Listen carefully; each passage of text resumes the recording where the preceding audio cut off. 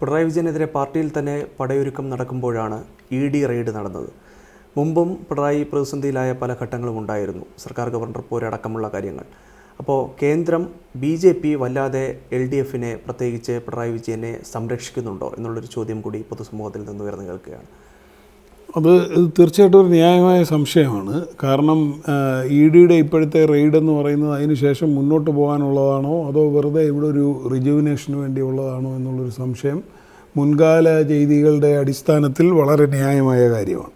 ഒന്നുകിൽ ഭരണമാറ്റം സംഭവിച്ച് മുഖ്യമന്ത്രി സ്ഥാനത്തല്ലാതായ ഒരു പിണറായി വിജയനെ ഇനി ആവശ്യമില്ല എന്ന് കരുതുന്ന BJPയുടെ രാഷ്ട്രീയ നേതൃത്വം, അതല്ലെങ്കിൽ ഈ കോൺഗ്രസിനെ ചെക്ക്മേറ്റ് ചെയ്യാനായിട്ട് ഇനിയും അങ്ങനെ ഒരാളവിടെ ആവശ്യമുണ്ട് എന്ന് കരുതുന്ന അവരുടെ നേതൃത്വം. അവരുടെ പൊളിറ്റിക്കൽ താല്പര്യം എന്താണോ അതനുസരിച്ച് EDയുടെ അന്വേഷണം പോകൂ എന്നാണ് ഞാൻ വിചാരിക്കുന്നത്. ഈ പറഞ്ഞതിൻ്റെ അർത്ഥം EDയുടെ അന്വേഷണം രാഷ്ട്രീയ പ്രേരിതമാണെന്നല്ല. EDയുടെ പേസ്, അവരുടെ അന്വേഷണം മുറുകണോ താളം മുറുകണോ വേണ്ടായോ എന്ന് തീരുമാനിക്കുന്നത് ഈ രാഷ്ട്രീയ നേതൃത്വമാണ്. ഇത് കെട്ടിയിടപ്പെട്ടതുകൊണ്ടാണ് പല കേസുകളിലും, അതുകൊണ്ടാണ് ലാവ്ലിൻ കേസ് മുന്നോട്ട് പോകാത്തത്. ഇനിയും ലാവ്ലിൻ കേസ് മുന്നോട്ട് പോയിട്ട് ഒരു കാര്യമില്ല. കേരളത്തെ സംബന്ധിച്ച് ആ കേസ് അപ്രസക്തമായി. ഇനി സുപ്രീം കോടതി അവിടെ നമ്മൾ ലാവ്ലിൻ കേസിനെ കുറിച്ച് സംസാരിക്കുമ്പോഴാണ് CPM BJP ഡീൽ ആരോപണമാണ് എന്നുള്ള വലിയൊരു ആക്ഷേപം കോൺഗ്രസ് ഉയർത്തുന്നത്. പക്ഷേ അതേസമയം തന്നെ കോൺഗ്രസിനെതിരെ ഡീൽ ആരോപണം മറ്റുള്ള പാർട്ടികളും ഉയർത്തുന്നുണ്ട്. അത്തരത്തിലൊരു ഡീൽ ഇതിൻ്റെ ഒരു പൊളിറ്റിക്കൽ സ്ട്രാറ്റജിയുടെ ഭാഗമായിട്ട് അവിടെ സംഭവിച്ചിട്ടുണ്ടോ? ഇത് ഡീൽ എന്നുള്ളതിനേക്കാൾ കൂടുതൽ ഞാൻ വിചാരിക്കുന്നത് BJPക്ക് ഒരു കേരളത്തെ സംബന്ധിച്ച് ഒരു രാഷ്ട്രീയമായൊരു പ്ലാനുണ്ട്. അവരുടെ പ്ലാനിന് സഹായകരമായത് എന്താണ് എന്നുള്ളതാണ് അവർ ആലോചിക്കുന്നതെന്നാണ് ഞാൻ വിചാരിക്കുന്നത്. അപ്പോൾ അങ്ങനെ ആലോചിക്കുന്ന സമയത്ത് ഇപ്പോൾ കോൺഗ്രസ് ഇവിടെ പരാജയപ്പെട്ടു, CPM വീണ്ടും അധികാരത്തിൽ വരുമായിരുന്നെങ്കിൽ ഇവിടെ BJPയെ സംബന്ധിച്ചിടത്തോളം അത് ചാകരയായിരുന്നു. കോൺഗ്രസ് ഇതിനോടൊപ്പം തന്നെ ഇല്ലാതാകുമായിരുന്നു. അപ്പോൾ അതുകൊണ്ട് നമ്മൾ സാധാരണ പറയുന്ന പോലെ ഡീലെന്ന് പറഞ്ഞാൽ കുറേ ചാക്ക് കെട്ട് പൈസയും കൊണ്ട് അങ്ങോട്ട് കൊടുത്തു ഇത് അങ്ങനെ നേടി, അങ്ങനൊരു കാര്യമല്ല. അവരുടെ ഒരു രാഷ്ട്രീയ താല്പര്യമാണ്. ആ രാഷ്ട്രീയ താല്പര്യം എന്താണെന്നുള്ളത് വളരെ ക്ലിയറായിട്ട് എവിഡൻ്റായിട്ട് പുറത്തു വരും.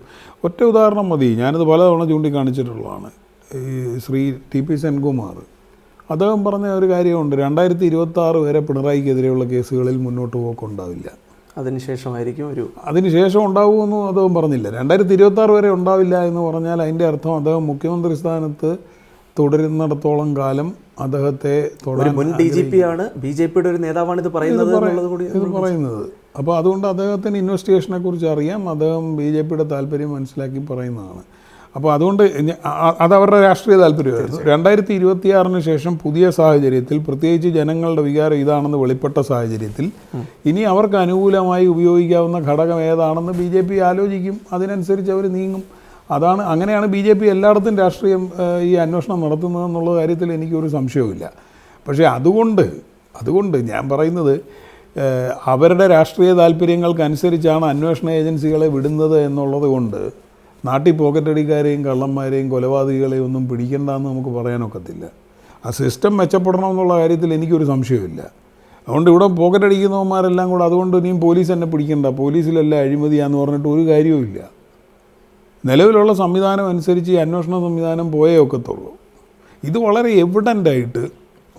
എവിഡൻ്റായ കറപ്ഷനാണിത്.